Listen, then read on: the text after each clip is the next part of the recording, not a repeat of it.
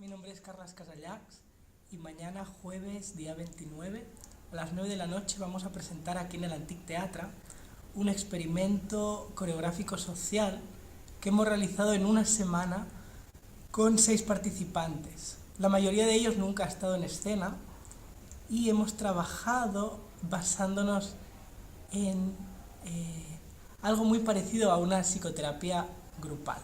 Y hemos hecho un documental de ello. Entonces, para conseguir más público vamos a poner las entradas 2 por 1 y yo estoy muy curioso de lo que va a pasar porque lo hemos practicado muy poco.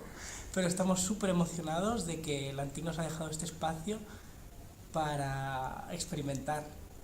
Y, y bueno, un beso para todos.